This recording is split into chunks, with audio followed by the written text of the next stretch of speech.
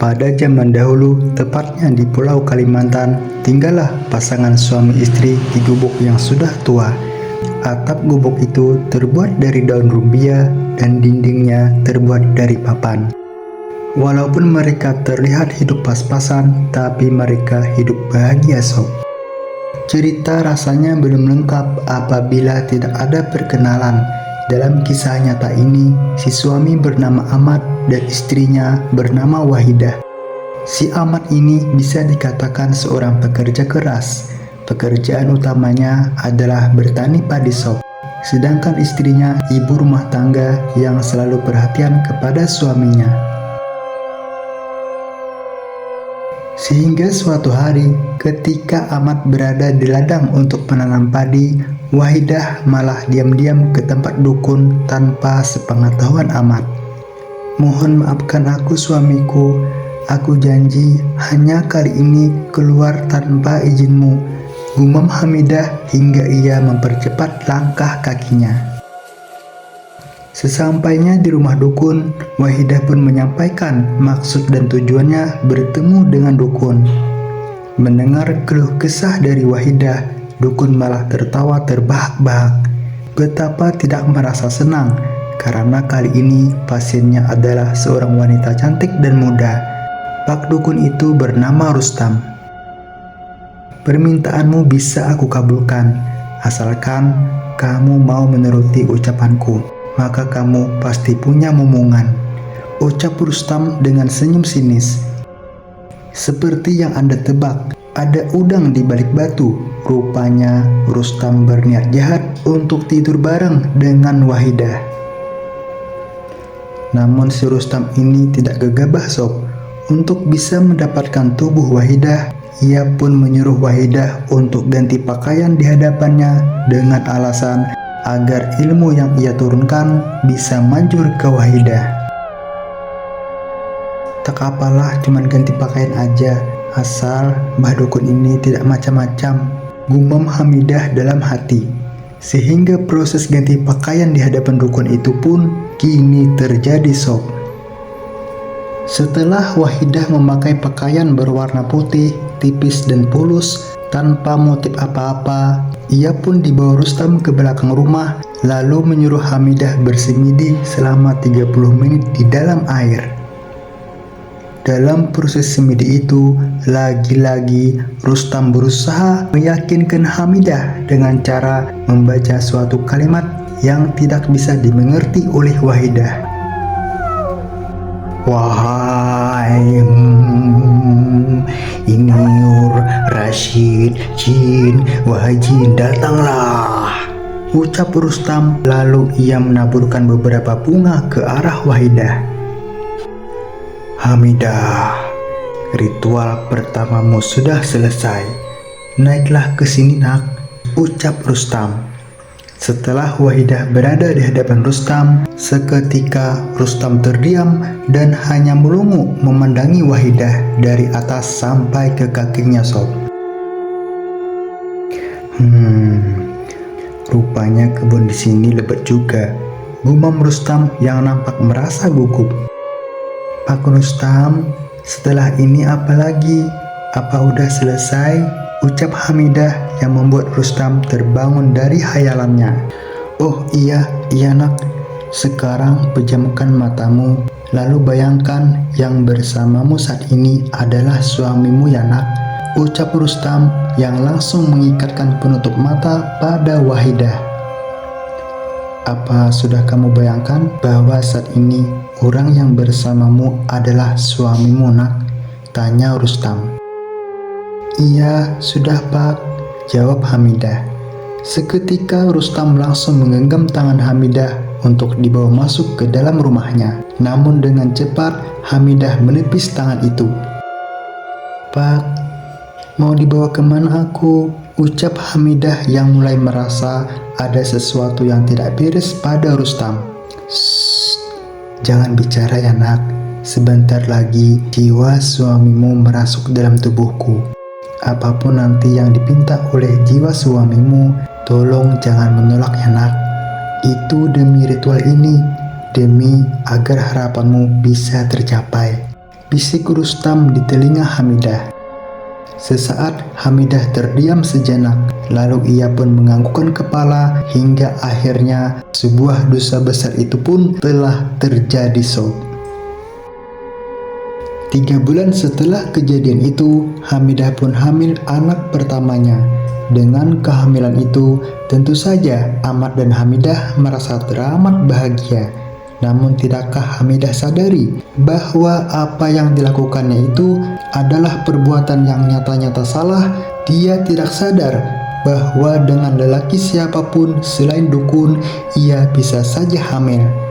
Dalam hal ini, Hamidah sudah jelas melakukan dosa besar dan tanpa Hamidah sadari, ia juga telah selingkuh di belakang Ahmad. Rupanya dosa itu terus berlanjut ketika Ahmad berkata seperti ini sob. Akhirnya aku berhasil sayang, ucap Ahmad kepada Hamidah. Sejenak Hamidah memandangi wajah suaminya itu, lalu ia berkata, sebenarnya bukan karena kamu suamiku, namun ini semua karena sebuah ritual minta hamil kepada Pak Dukun, yaitu Pak Rustam. Hah? Ritual pada dukun? Lalu kamu diapakan saja sama dukun itu hingga kamu bisa hamil? Ucap Ahmad dengan nada tinggi.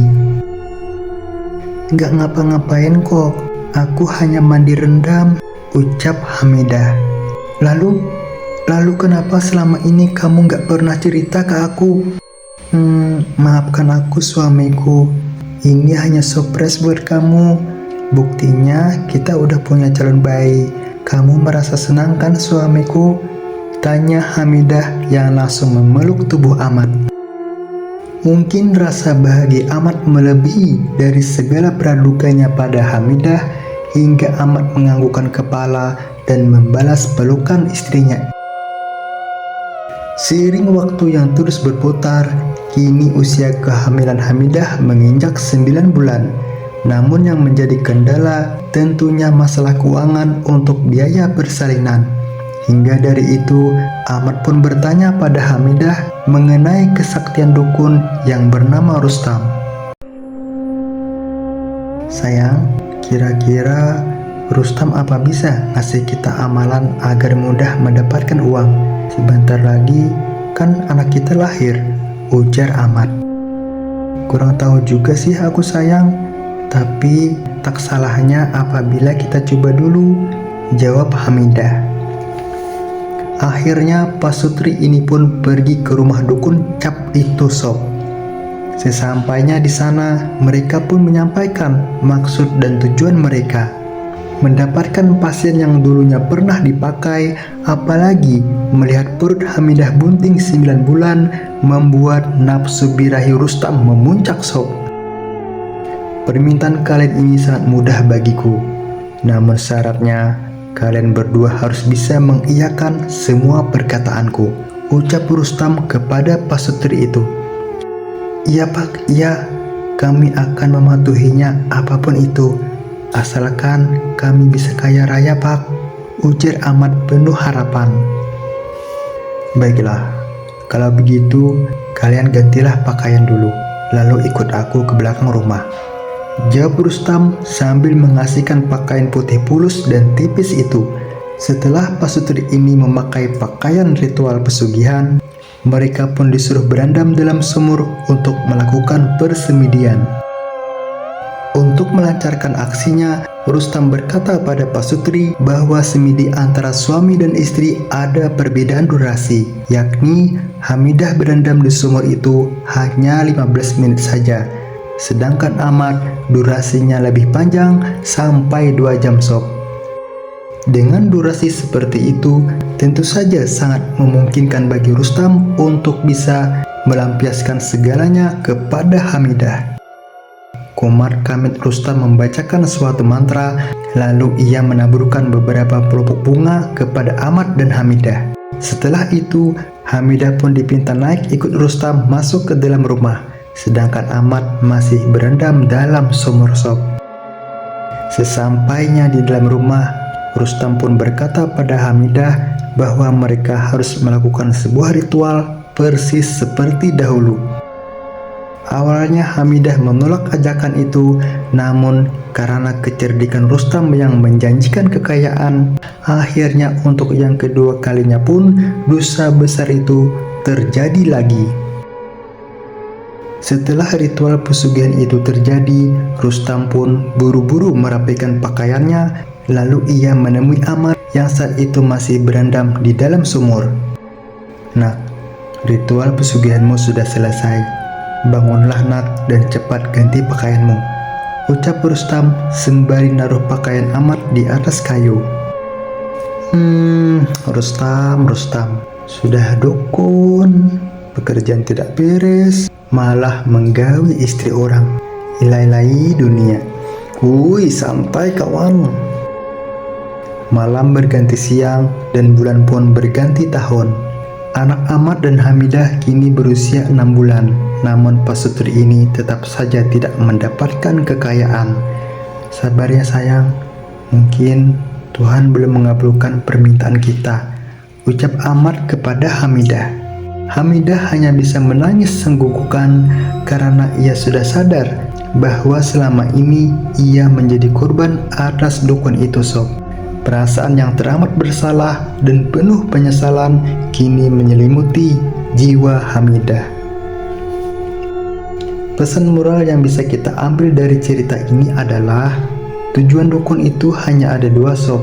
Pertama uang dan yang kedua nafsu birahi.